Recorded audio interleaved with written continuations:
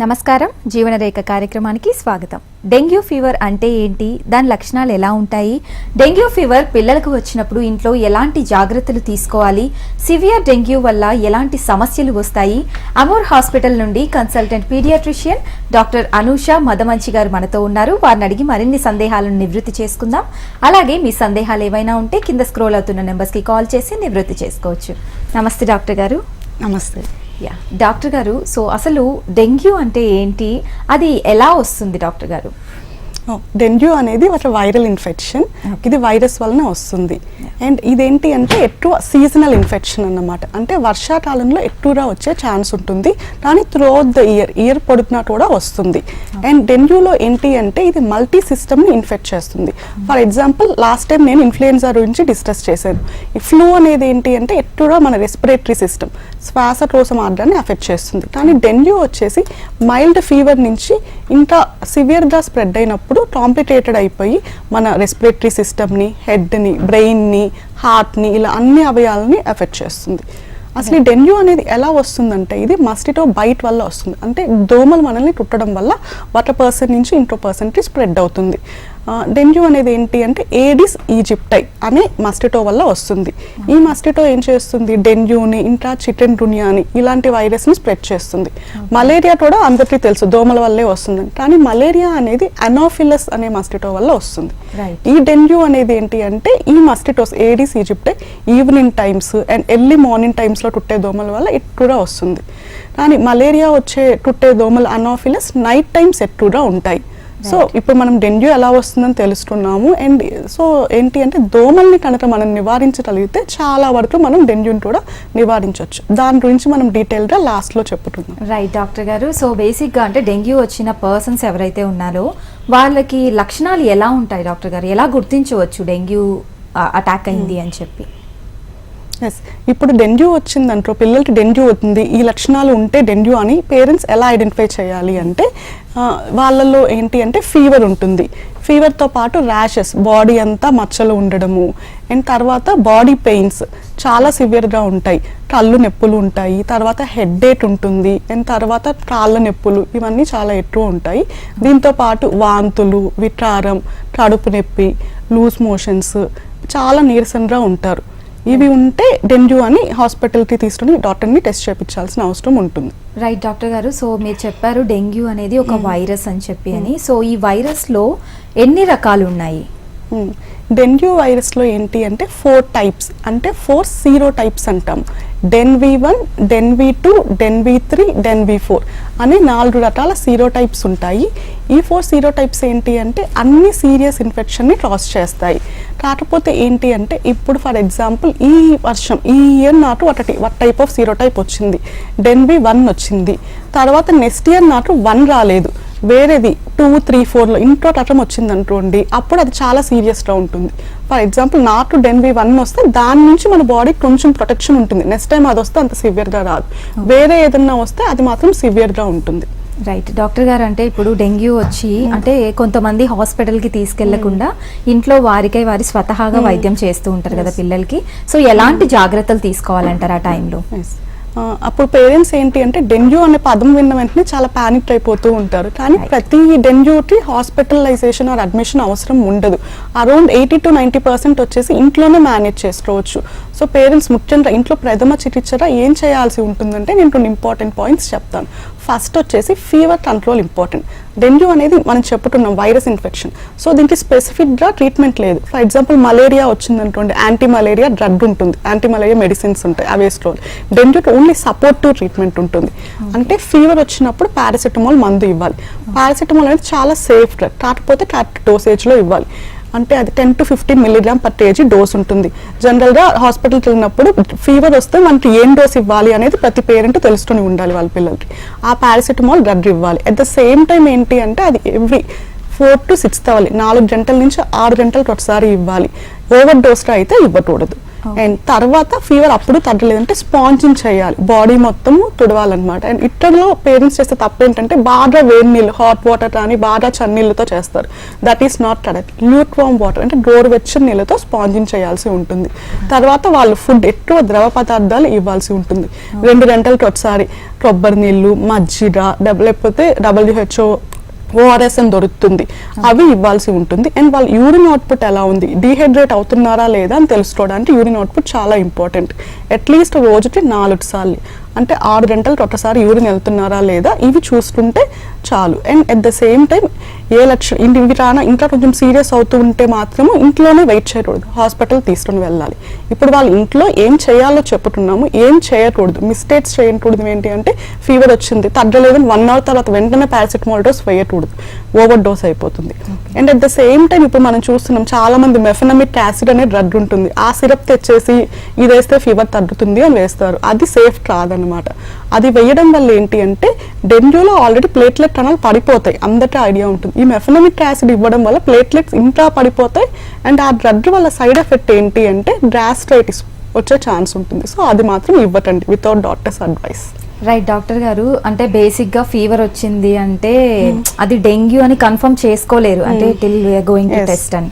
So అలాంటి people అంటే అది ఎక్కువ కాకముందే సో ఎలా ఐడెంటిఫై చేసుకొని హాస్పిటల్ కి వెళ్ళాలి అంటారు? చాలా గుడ్ క్వశ్చన్ అడిగారు. ఇప్పుడు ఏంటి అంటే కొన్ని ఉంటాయి. ఇప్పుడు డెంగ్యూ అప్పుడు ఇందాక ఎప్పుడు మెయిన్ సిమ్టమ్స్ ఏంటి, ఇంట్లో ఎలా కేర్ తీసుకోవాలి అది చెప్పుతున్నాం. అదే విధంగా కొంచెం సీరియస్ అవుతూ ఉన్నప్పుడు మన బాడీ మనకి అలర్ట్ చేస్తుంది అనమాట, అంటే వార్నింగ్ చేస్తుంది, నీకు ఇంత సీరియస్ అవుతుంది, you need to go to the hospital అని. దాన్నే వార్నింగ్ సైన్స్ అంటాం. ప్రతి పేరెంట్స్ ఇది తెలుసుకోవడం చాలా ఇంపార్టెంట్. ఇవి గుర్తుపెట్టుకొని వీటిని ఐడెంటిఫై చేసి అవి ఉంటే హాస్పిటల్ వెళ్ళాల్సి ఉంటుంది. ఈ వార్నింగ్ సైన్స్ ఏంటి అంటే ఇందాక చెప్పుకున్న లక్షణాలే, కాకపోతే అవి ఇంకా సివియర్గా ఉంటాయి. ఫీవర్ చాలా హైడ్రేట్గా ఉండడం, అండ్ ర్యాషెస్ చెప్పాం కదా, ర్యాషెస్ వస్తాయి, అవి ఇంకా ఎక్కువ ఉండడం. అండ్ బాడీ పెయిన్స్ వచ్చేసి అస్సలు ఆ పిల్లలు తట్టుకోలేరు, అంత బాడీ పెయిన్స్ ఉంటాయి. వామిటింగ్ పర్సిస్టెంట్, కంటిన్యూస్ ఎంత వామిటింగ్ ఉంటుందంటే వాళ్ళు ఇంకా ఫుడ్ తీసుకోలేరు, చాలా నీరసంగా అయిపోతారు, డ్రౌజీగా అయిపోతారు.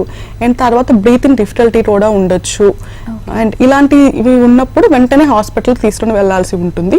ఇప్పుడు ఈ వార్నింగ్ సైన్స్ ఇవి కానీ మనం మిస్ అయ్యి తీసుకోవకుండా ఇంట్లోనే పెట్టుకుంటే అప్పుడు ఇంకా అది సివియర్ డెంగ్యూగా వెళ్ళే ఛాన్స్ ఉంటుంది. సో పేరెంట్స్ వీటిని అలర్ట్ అయ్యి వెంటనే ఈ లక్షణాలు ఉన్నప్పుడు పీడియాట్రిషియన్ దగ్గర తీసుకొని వెళ్ళాలి. రైట్ డాక్టర్ గారు, అంటే ఈ లక్షణాలన్నీ లైక్ 1 డేలోనే కనిపిస్తాయా లేదా ఎలా? ఇవి ఏంటి అంటే కొంతమంది పిల్లల్లో ఫస్ట్ మాక్సిమం 80% పిల్లల్లో ఫస్ట్ మైల్డ్ ఫీవర్ అన్ని మైల్డ్ గా ఉండే రికవరీ వస్తుంది. కానీ కొంతమందిలో ఇది ఇంకా క్రిటికల్ గా వెళ్ళొచ్చు, కొంతమందిలో రావడం డే 1 ఇంత సివియర్ గాను రావచ్చు. కానీ any of this warning signs ఉంటే మాత్రం డెఫినెట్ గా మీరు home treatment is not advised. Right doctor గారు, సో మరి డెంగ్యూ ఫీవర్ లో ఎన్ని టైప్స్ ఉంటాయి డాక్టర్ గారు? ఇప్పుడు డెంగ్యూ వచ్చేసి ఏంటి అంటే మనం అసలు ఇది ఫీవర్ ఎలా స్ప్రెడ్ అవుతుంది, దీని క్లినికల్ కోర్స్ ఏంటి, దాని గురించి మనం డీటెయిల్గా తెలుసుకుందాం. డెంగ్యూ ఫీవర్లో 3 ఫేసెస్ ఉంటాయి. ఫస్ట్ వచ్చేసి ఫెబ్రైల్ ఫేస్, తర్వాత క్రిటికల్ ఫేస్, అండ్ మూడోది కన్వాలిసెంట్ ఫేస్. ఫస్ట్ ఫిబ్రైల్ ఫేస్ పేరులోనే ఉంది. ఈ ఫేస్ ఏంటి అంటే ఫీవర్ వస్తుంది అనమాట. అప్ టు 3 to 4 days వరకు వాళ్ళకి ఇనిషియల్గా ఫీవర్, ఆ ర్యాషెస్ ఉంటాయి. కొంతమంది పిల్లలు మాక్సిమం మెజారిటీ పిల్లలు ఏంటి అంటే ఫిబ్రైల్ ఫేస్ నుంచి కన్వాలిసెంట్ అంటే ఏంటంటే రికవరీ ఫేస్కి వెళ్ళిపోతారు తర్వాత. కానీ ఇంకొంతమంది ఫిబ్రైల్ నుంచి క్రిటికల్ ఫేస్ వెళ్తారు. క్రిటికల్ ఫేస్ ఏంటి అంటే వాళ్ళ డెంగ్యూ చాలా సివియర్గా అవుతుంది, డీహైడ్రేట్ అయిపోతారు, షార్ట్లోకి వెళ్ళిపోతారు, తర్వాత అన్ని ఆర్గాన్స్ని ఎఫెక్ట్ అవుతుంది, మ్యాసివ్ బ్లీడింగ్ ఉంటుంది. అండ్ ఇప్పుడు మనం కరెక్ట్గా ఐడెంటిఫై చేసి అట్లీస్ట్ ఈ క్రిటికల్ ఫేస్లో రికగ్నైజ్ చేసి ట్రీట్మెంట్ చేయగలిగితే అప్పుడు they will be followed by convalescent phase. Convalescent అంటే రికవరీ అయిపోతుంది. అండ్ తర్వాత ఈ డెంగ్యూ ఏంటి అంటే కొన్ని మైల్డ్, మోడరేట్ అండ్ సివియర్గా ఉంటుంది. మైల్డ్లో ఆల్రెడీ మనం చెప్పుకున్నాం లక్షణాలు, కొంచెం ఫీవర్ ఉండడము, ర్యాషెస్, వామిటింగ్, బాడీ పెయిన్స్ అవి ఉంటాయి.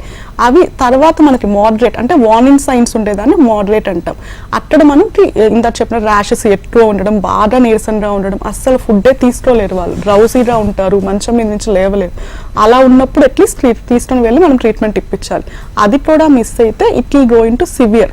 సివియర్ డెంగ్యూ ఏంటి అంటే వాళ్ళు ఫుల్ అసలు ఏమీ తీసుకోలేరు, చాలా షార్ట్లోకి వెళ్ళిపోతారు, అన్ని సిస్టమ్స్ని ఎఫెక్ట్ అవుతాయి, బ్రీతింగ్ ప్రాబ్లం ఉంటుంది, బ్లీడింగ్ ఉంటుంది. బ్లీడింగ్ అంటే ఏంటి అంటే బ్రష్ చేసినప్పుడు డ్రమ్స్లో నుంచి బ్లీడింగ్ రావచ్చు, నోస్లో నుంచి బ్లీడింగ్ రావచ్చు, ఇయర్స్ ప్లస్ మోషన్కి వెళ్ళినప్పుడు దాంట్లో బ్లడ్ రావచ్చు, ఇలాంటివన్నీ ఉండి వాళ్ళు షార్ట్లోకి వెళ్ళిపోతారు. అండ్ మెయిన్ ముఖ్యంగా డెంగ్యూలో అసలు ఏంటి అంటే మనం ఇంత చెప్పాం ఫ్లూయిడ్స్ చాలా ఇంపార్టెంట్. ఎందుకు అంత ఇంపార్టెంట్? సివియర్ డెంగ్యూలో ఏమవుతుందంటే మన బాడీలో బ్లడ్తో పాటు ప్లాస్మా ఉంటుంది, అది బయటకు వెళ్ళిపోతుంది, లీకేజ్ అయిపోతుంది ప్లాస్మా. అది అవ్వడం వల్ల ఏమవుతుంది, బ్లడ్ సప్లై అనేది తగ్గిపోతుంది. బ్లడ్ ఎంతటి సప్లై ఇంపార్టెంట్, బ్లడ్ ఏం చేస్తుంది, అన్ని ఆర్గాన్స్కి ఆక్సిజన్ సప్లై చేస్తుంది. సో ఆక్సిజన్ అనేది తగ్గిపోవడం వల్ల అన్ని ఆర్గాన్స్ ఎఫెక్ట్ అవుతాయి, బ్రీతింగ్లో ప్రాబ్లం ఉంటుంది, మ్యాసివ్ బ్లీడింగ్ అన్ని ఆర్గాన్స్ నుంచి బ్లీడింగ్ అవుతుంది. అలాగే బ్రెయిన్ ఎఫెక్ట్ అయితే ఫిట్స్ వరకు కూడా రావచ్చు. సో ఈ సివియర్ డెంగ్యూ అనేటప్పుడు డెఫినెట్గా ఈవెన్ అవసరమైతే ఐసీయూలో కూడా పెట్టి ట్రీట్మెంట్ చేయాల్సిన అవసరం ఉంటుంది. రైట్ డాక్టర్ గారు, సో ఇప్పుడు మీరు అంటే ఫేజెస్ చెప్పారు కదా, ఫీవర్లో 3 phases ఉంటాయని. సో హెవీగా ఫీవర్ వస్తే అది సివియర్ ఫేజ్ అన్నారు. సో ఈ సివియర్ ఫేజ్ ఏ ఏజ్ గ్రూప్ వారికి ఎక్కువగా వచ్చే అవకాశాలు ఉన్నాయంటారు? ఈ సివియర్ డెంగ్యూ అనేది ఏంటి అంటే కొంతమంది గ్రూప్స్ ఉంటారు, రిస్క్ గ్రూప్స్ అంటాం. వీళ్ళకి ఏంటి అంటే నార్మల్ పాపులేషన్తో పోలిస్తే ఎక్కువగా వచ్చే ఛాన్స్ ఉంటుంది. అది ఎవరికి అంటే చిన్న పిల్లలకి, ఇన్ఫాంట్స్, అదేవిధంగా ఎల్డర్లీ పాపులేషన్, పెద్దవాళ్ళు, వృద్ధులకి, అండ్ ప్రెగ్నెంట్ ఉమెన్స్కి, అండ్ ఒబీస్గా ఉన్న వాళ్ళకి, అదేవిధంగా ఆస్తమా కానీ అలాంటి జబ్బులు ఉన్న వాళ్ళకి, ఆల్రెడీ వాళ్ళకి ఆ ప్రాబ్లం ఉంటుంది. సో వాళ్ళకి ఎక్కువ వచ్చే ఛాన్స్ ఉంటుంది. ప్లస్ కొంతమంది క్యాన్సర్ కానీ అలా ఏదో ప్రాబ్లం ఉన్న వాళ్ళు ఎప్పుడు మెడిసిన్స్ తీసుకుంటూ ఉంటారు ఆ డ్రగ్స్ వల్ల.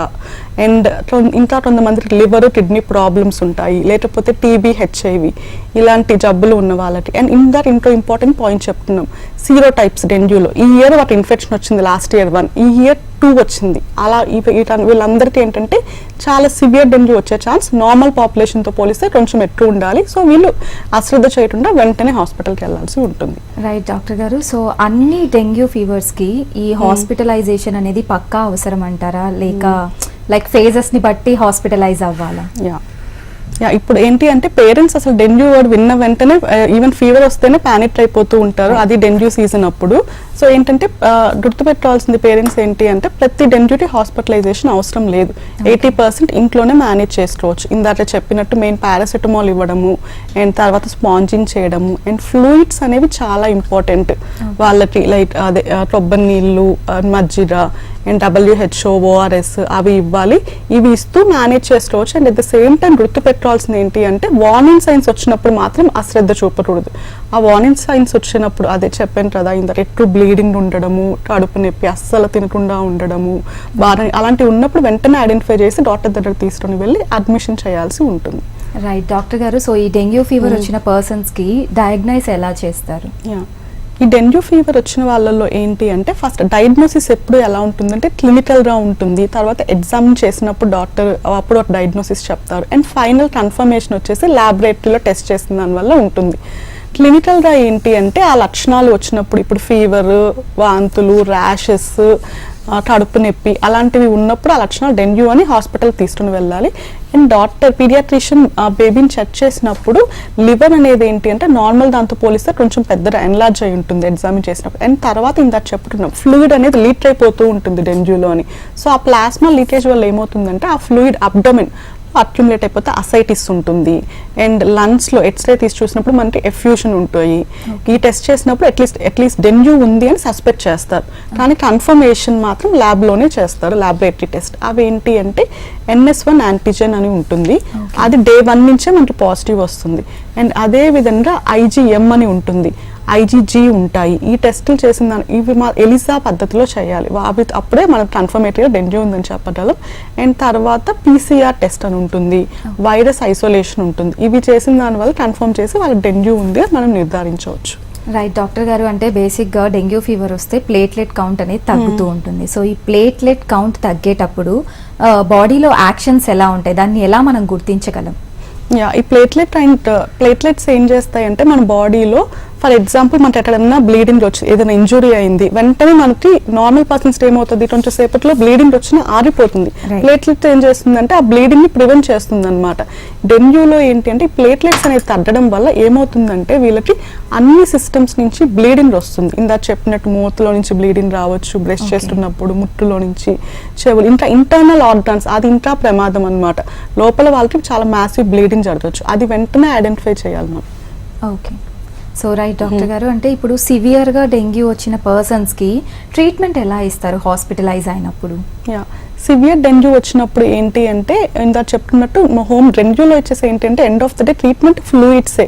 మామూలుగా ఇంట్లో తీసుకునేటప్పుడు ఏంటి అంటే మామూలుగా ఓరల్గా తీసుకునే ఫ్లూయిడ్స్ ఇవ్వాలి. సివియర్ వచ్చిన వాళ్ళకి ఏంటి అంటే ఐవీ ఫ్లూయిడ్స్ ఇవ్వాల్సి ఉంటుంది. ఐవీ ఫ్లూయిడ్స్ ఇచ్చి అండ్ తర్వాత సివియర్ డెంగ్యూలో షార్ట్ వెళ్ళిపోతారు వాళ్ళు. సో ఆ షార్ట్ని ట్రీట్ చేయడానికి వేరే ఐనోట్రోప్స్ మెడిసిన్స్ ఉంటాయి, అవి ఇస్తారు. And at the same time dengue వచ్చిన వాళ్ళలో వేరే ఇన్ఫెక్షన్స్ కూడా ఉండొచ్చు. దాని తగ్గ ఆ కో ఇన్ఫెక్షన్స్ కావాలంటే వేరే యాంటీబ్యాక్టీరియల్ డ్రగ్స్, యాంటీబయాటిక్స్ ఇవ్వాల్సి ఉంటుంది. అండ్ అన్ని సిస్టమ్స్ని అఫెక్ట్ చేస్తాయి కదా. రెస్పిరేటరీ సిస్టమ్ని అఫెక్ట్ చేసినప్పుడు దానికి బ్రీత్ ఇన్ ఆక్సిజన్ అలాంటివి సప్లై చేయాలి. అండ్ ఫిట్స్ వస్తే దానికి తగ్గట్టు ఇవ్వాలి. అండ్ ఇంకో మెయిన్ థింగ్ ఏంటి అంటే చాలా మంది అదే పేరెంట్స్ డౌట్ ఏంటంటే డెంగ్యూ వచ్చిన వెంటనే ప్లేట్లెట్స్ ఇచ్చేద్దామా మనకి, అది మంచిది అని వాళ్ళే అపోహపడుతూ ఉంటారు. కానీ ప్రతి డెంగ్యూకి ఏంటి అంటే ప్లేట్లెట్స్ ఇవ్వాల్సిన అవసరం లేదు. ఎందుకు అంటే ఇప్పుడు ప్లేట్లెట్స్ అనేది ఏంటి, ఎవరికి ఇవ్వాల్సి ఉంటుంది అంటే ప్లేట్లెట్ కౌంట్ 10,000 కంటే పడినప్పుడు. నార్మల్గా 2 to 4 lakhs అనేది నార్మల్ ప్లేట్లెట్ కౌంట్. ఈ ప్లేట్లెట్ కౌంట్ అనేది లెస్ దాన్ 10,000 ఉన్నప్పుడు, లేదు వాళ్ళకి 20,000 ఉంది కానీ బ్లీడింగ్ ఉంది అన్నప్పుడు, అది కూడా లేదు. ప్లేట్లెట్ ఎక్కువే ఉంది కానీ చాలా ఇంటర్నల్గా చూస్తే మొత్తం వాళ్ళకి బ్లీడింగ్ అవుతూ ఉంటుంది. సో ఇవ్వకపోతే వాళ్ళు షార్ట్ వెళ్ళిపోయి వాళ్ళు చచ్చిపోతారు. అలా ఉన్నప్పుడు మాత్రం కంపల్సరీ ఇవ్వాల్సి ఉంటుంది. ఈ ప్లేట్లెట్తో పాటు ఇంకా ఏమి ఇవ్వాలి అంటే వేరే ప్లాస్మా కానీ ఎఫ్ఎఫ్పి అనే ప్రోడక్ట్స్ ఉంటాయి. అవి పీడియాట్రిషియన్ డిసైడ్ చేసి అవసరమైతే ఇస్తారు. కానీ మెయిన్ ఏంటి అంటే డాక్టరే డిసైడింగ్ ఫ్యాక్టర్ ప్లేట్లెట్స్లో డాక్టరే ఉండాలి. చాలా మంది పేరెంట్స్ అన్నెసరీగా యాంగ్జైటీ ఫీల్ అయ్యి ఇవ్వాలని ఫీల్ అవుతారు.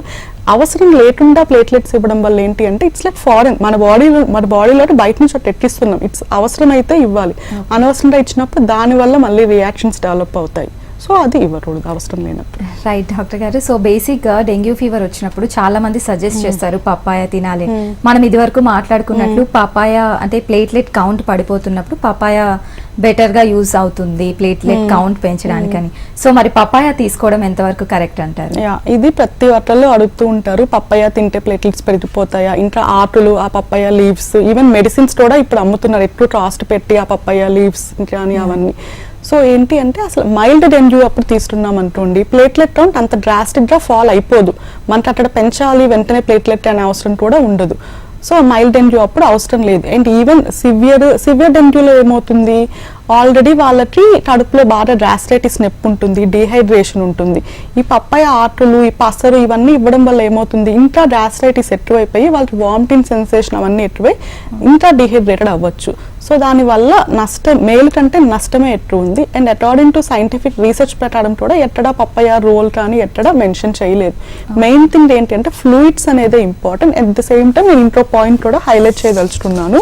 మామూలుగా ఓఆర్ఎస్ ఫ్లూయిడ్స్ ఇవ్వాలన్న వెంటనే పేరెంట్స్ ఏం చేస్తారు, ఇలా కనిపిస్తూ ఉంటుంది, ఇలా ప్యాక్డ్ ఫామ్ లో టెట్రా ప్యాక్ లో ఉన్న ఓఆర్ఎస్ తెచ్చి ఇస్తూ ఉంటారు. కానీ వాళ్ళు చూడండి ఏంటి అంటే దీంట్లోనే క్లియర్ గా ఇక్కడ మెన్షన్ చేశారు, this is not an ORS. దీంట్లో ఏంటి అంటే ఇది served ready to serve fruit beverage. Excess of sugars ఉంటాయి. ఈ ఎక్సెస్ ఆఫ్ షుగర్స్ ఇవ్వడం వల్ల ఏమవుతుంది అంటే ఆల్రెడీ వాళ్ళకి వామిటింగ్స్ ఉంటాయి, లూజ్ మోషన్స్ ఉంటాయి, ఇంకా ఎక్కువ డీహైడ్రేట్ అయిపోతూ ఉంటారు. సో ఇది ఇవ్వకూడదు. ఏది ఇవ్వాలి అంటే ఇప్పుడు చూస్తే చిన్న సాషెట్స్ ఉంటాయి, ఓఆర్ఎస్ అని ఉంటుంది. ఇక్కడ చూస్తే WHO రికమెండెడ్ ఫార్ములా అని ఉంటుంది, ఇది ఇవ్వాలి. దీంట్లో పీడియాట్రిక్ ఓఆర్ఎస్ కూడా ఉంటుంది. సో ఇది మిక్స్ చేసుకొని ఇది ఇవ్వాలి. ఈ పాయింట్ మాత్రం నేను పేరెంట్స్ కి అడ్రస్ చేయదలుచుకున్నాను. దయచేసి అది ఇవ్వకుండా ఇది ఇవ్వండి. Right right, thank you so much doctor గారు. అండ్ ఆల్సో డాక్టర్ గారు, సో బేసిక్ గా డెంగ్యూ ఫీవర్ లో జలుబు దగ్గు కూడా వస్తూ ఉంటాయి కదా. సో ఈ జలుబు దగ్గు వచ్చినప్పుడు యాంటీబయాటిక్స్ తీసుకోవడం ఎంతవరకు అవసరం అంటారు?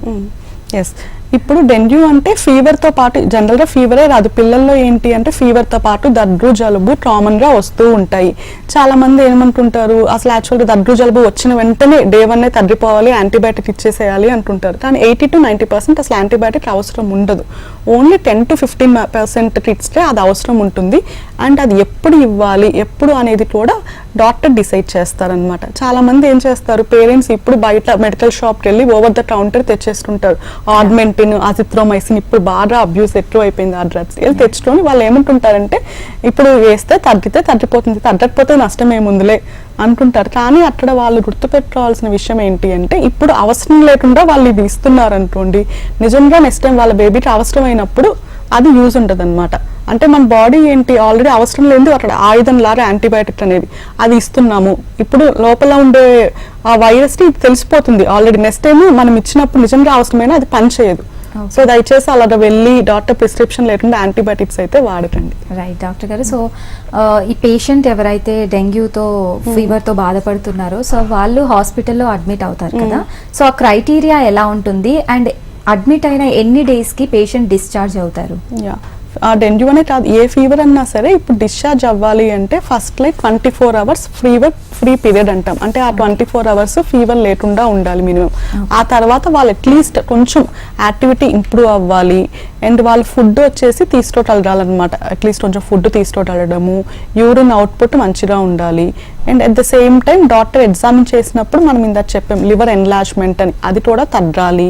అండ్ తర్వాత ఫ్లూయిడ్స్ అని చెప్పాం కదా, లోపల క్యాపిలరీ లీకేజ్ అయిపోతుంది, అబ్డామిన్ చుట్టూ ఫ్లూయిడ్ ఉంటుంది. సో ఆసైటిస్ అండ్ ఎక్స్రే చేసినప్పుడు ఆ ఎఫ్యూషను అవి తగ్గాలి. And at the same time ఏంటి అంటే డెంగ్యూలో ఏమవుతుంది, ఫ్లూయిడ్ అంతా వెళ్ళిపోవడం వల్ల బ్లడ్ చిట్టగా అయిపోతుంది అనమాట.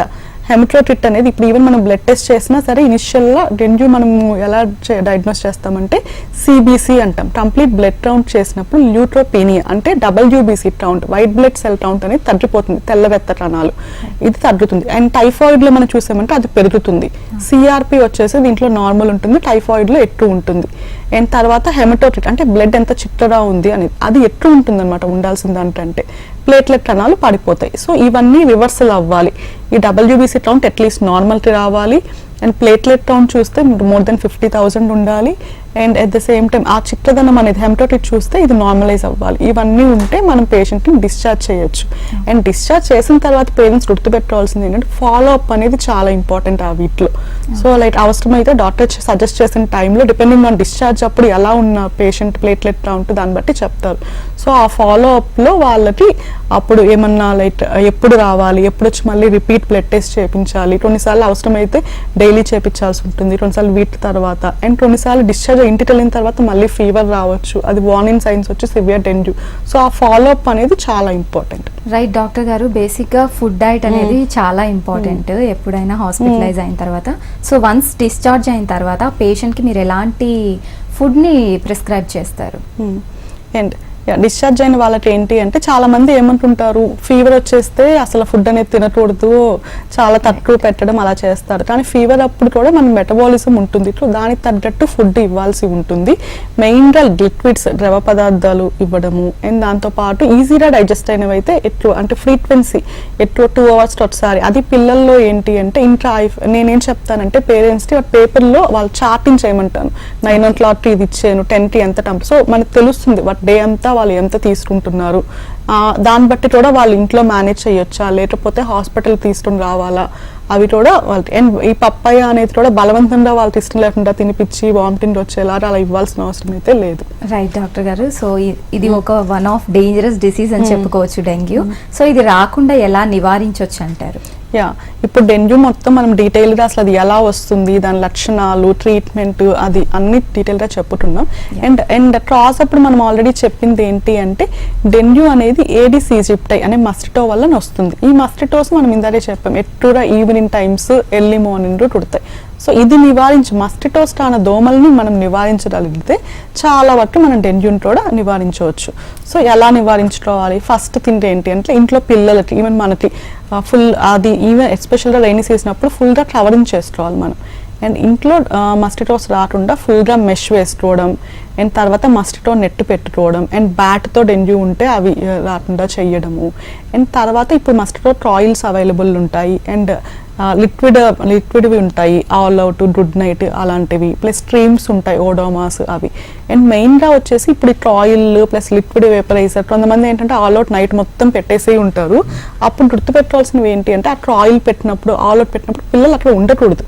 అవి పెట్టి దోమలన్నీ వెళ్ళిపోయిన తర్వాత ఆ స్మెల్ కానీ అదంతా పోయిన తర్వాతే పిల్లల్ని తీసుకొని రావాలి లోపలికి. అండ్ తర్వాత గవర్నమెంట్ వచ్చేసి మస్కిటో దోమల మందు కూడా స్ప్రే చేస్తూ ఉంటుంది. అది స్ప్రే చేసినప్పుడు మెయిన్గా ఫాలో అవ్వాల్సింది ఏంటి అంటే అక్కడ పిల్లలు ఉండకుండా చూసుకోవాలి. అది వాళ్ళు ఇన్హేల్ చేసుకోవడం వల్ల ఇంకా ప్రమాదం ఉంటుంది. సో ఆ మందు ఇన్హేల్ చేసుకోకుండా చూడాలి.